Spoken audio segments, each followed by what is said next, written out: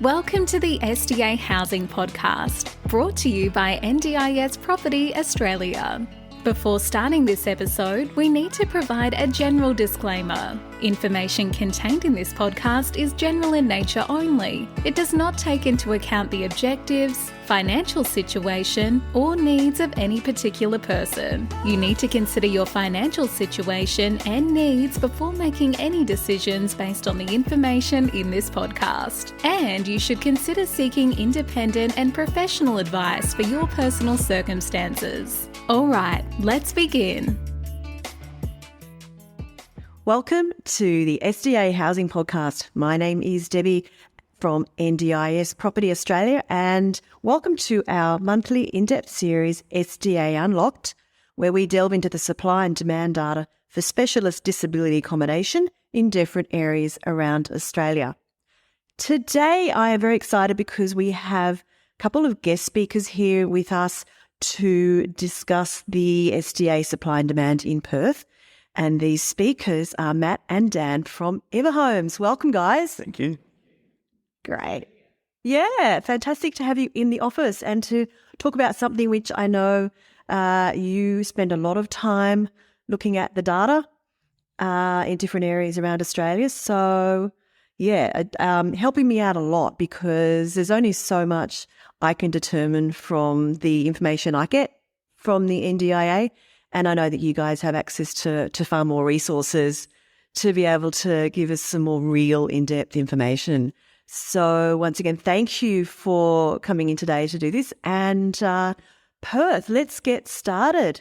I guess, do you want to maybe first talk about how you look at the data and why? Sure, I'll start with that. So Dan here. So I think we're just probably a bit more nerdy than others. So we like going in depth and trying to analyse what's going on because we're registered SDA providers. We're also interested in not oversupplying certain markets and knowing that we can service certain areas. So that's been an approach for us for a long time in looking at that. Do you have anything you want to add to that, Matt? No, it's really just breaking down all the available data we can get just through boring maths and, being nerdy, breaking it down as far as possible, really. Yeah, finding the gaps and, adding in those contextual factors that we're aware of as SDA providers as well. Yeah. Great. Okay, so Perth, tell us what you know. Right. So I'm going to go first, Matt?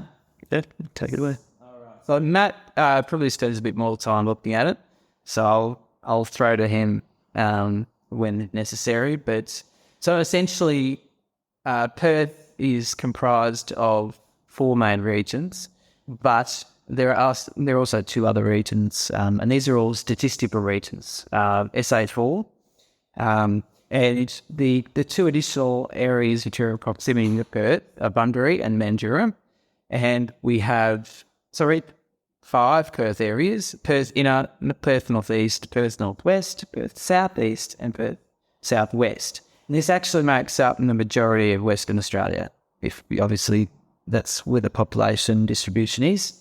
And so, put some context here, Perth was the last place for the NDIS to roll out. And so we've seen that things have progressed differently in Western Australia as a result of that. Some of the key takeaways that we've gotten from looking at the Perth data are associated with government initiatives that have been in place, which are wonderful initiatives and in association with public housing. So in Perth, they have a community disability housing program, and then we're still trying to work out how that actually represents in the data, whether it is represented in the data as SDA, that they are providing accessible housing through this program and have predated SDA. Yeah, they're trying to keep it away from, privatising disability housing wholly. So they're turning what was this old government-style disability housing into what we think is being classified as the new build in the data. So we think they're shifting it rather than building new stock like you see in Brisbane. in New South Wales and things like that. That's very interesting. Yes. It is a guess. It's based on I've done some research into their 2020 to 2030 housing strategy, so it's a disability strategic plan, and that's the indication we're getting is that they don't want to fully privatise disability housing. They want to keep it in-house, I assume, because they don't want to lose the stock that they produced under their scheme. So they're either getting some accommodations to pass as SDA, or they're doing a completely different thing to sort of classify them as new build. Or people. So there are many people registered with the SDA funding in Western Australia. You can see that have seen for many years now, particularly in the more central areas in Perth, that they have a very high percentage of people in, I think it's Perth north, south, west and east, and probably inner, compared to other areas. And we think that's associated with that program. But what you see and have seen for a long time is much lower levels of people seeking SDA in those places because of their current housing situation. Okay. So if you compare that to somewhere like Queensland, where it was obviously where we're based, that's the key difference here. Is now those numbers seeking are always growing. We've got where's the number there, Matt? Of the percentage of growth. I think it's quite consistent. Percentage of, you got an average about 6% growth per quarter in participants with funding in Perth, generally, and that's a higher amount seeking in those inner areas, and even a little bit of Mandurah, which is further out, but it's growing quite rapidly. So it equates to about 81 new participants per quarter. Yeah. So there's the growth there, but what they're doing is they might be getting afforded SDA funding, but not in particular seeking that new build stock. Because they're already living in something that's actually working for them. Or it's already available for them.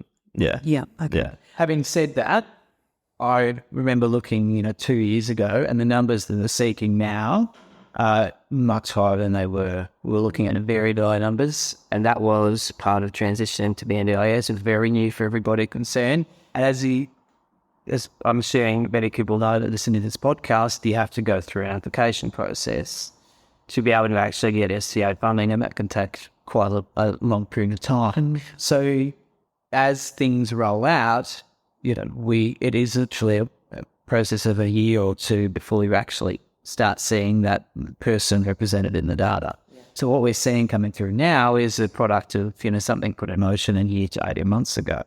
But yeah, some of the trends, I think, in terms of the housing that we noticed is there's a really high number of apartments going in. We're not sure if that is part of that government stock or not. In terms of the pipeline, there's 111 one-resident apartments coming through and 63 new builds that currently exist just for one residence. Okay. And there are lots of one-resident options in Perth or around Perth, particularly focused on the northeast, southwest areas. In terms of gaps in the market, what we noticed, and obviously this is at the time of us getting this December data, and was changed all the time, but there are not many two-resident houses built.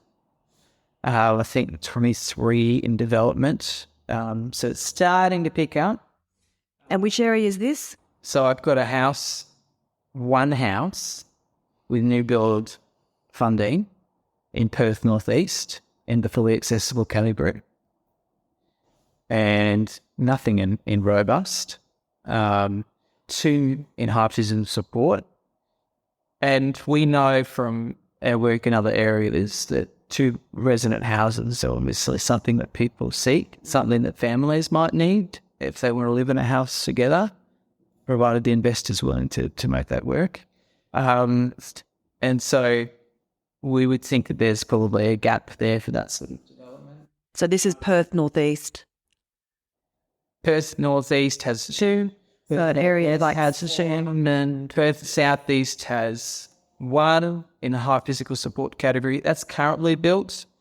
there are 23 in development though. So Matt has those. He can talk to.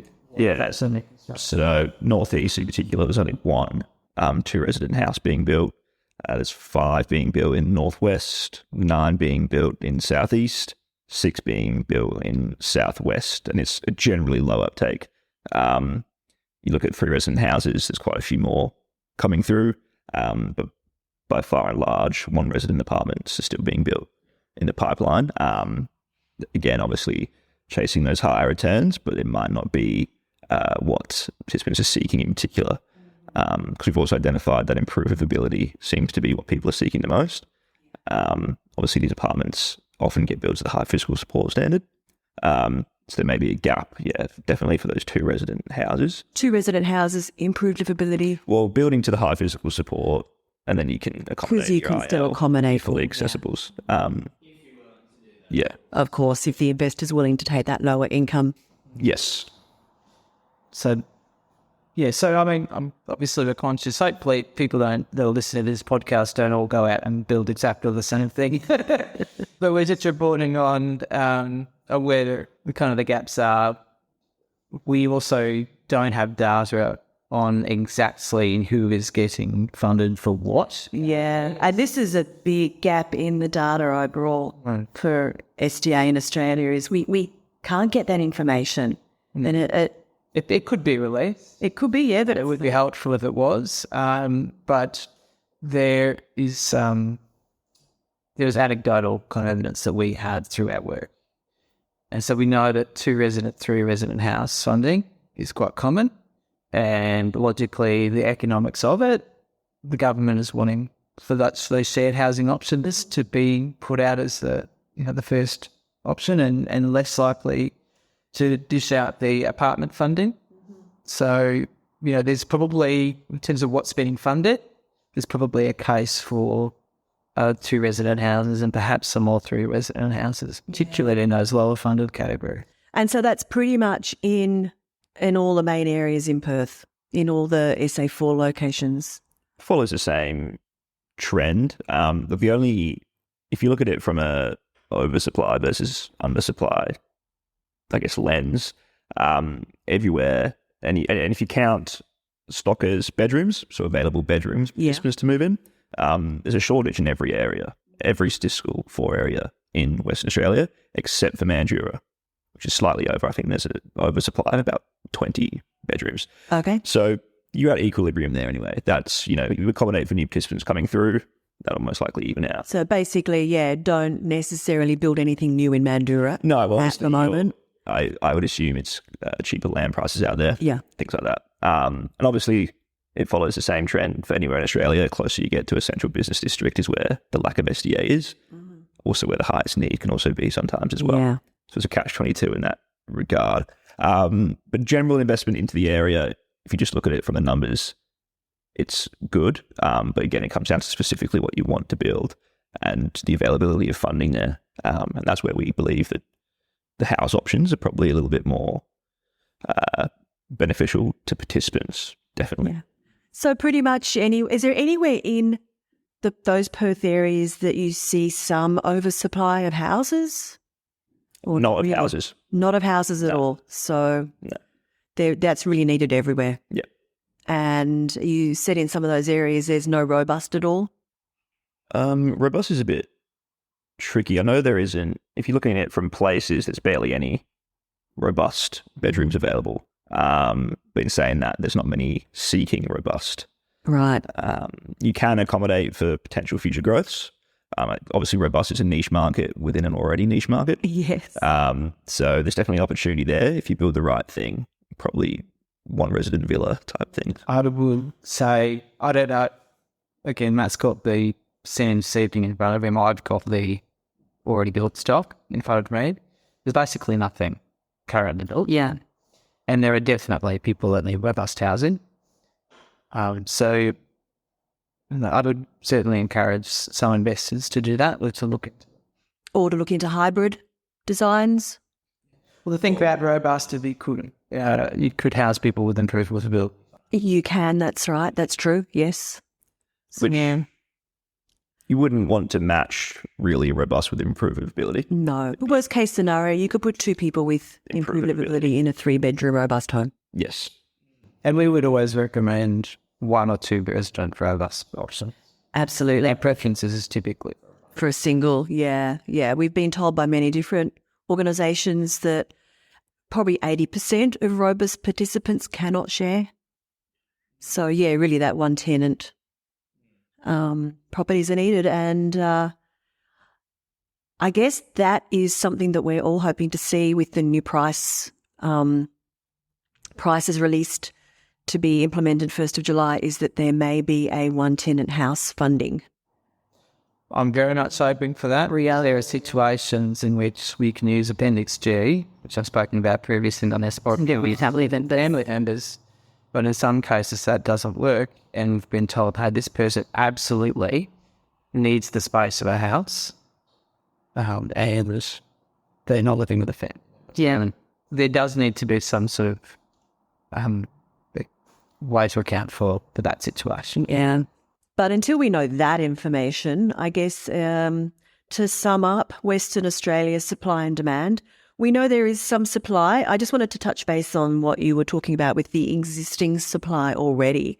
I don't see that as really being reflected at all in the supply stats put out by the NDIA. What I'm looking at in all of Perth is 11 existing or legacy dwellings. Yeah, it's definitely not being out of existing stock. We're still debating about what is actually where that's Based on information. Maybe there's a mixture. Yeah. Some that isn't it up. I think that they are turning that old government, what we would define in Queensland as existing stock, they've been able to shift it to new build. Somehow maybe doing some refurbs. Because the amount of new build stock there It's quite high. is high. And the pipeline stock is also high. And it doesn't follow the same trend as other areas where you would have seen a really high amount of existing stock getting gradually phased out, new build coming in, and then pipeline coming in as well. The new build just happens to be there. So we think they're not actually being built. They were built a while ago, and it's just been They're somehow managing to recategorised. get them. Yeah. But we're not in Western Australia right now.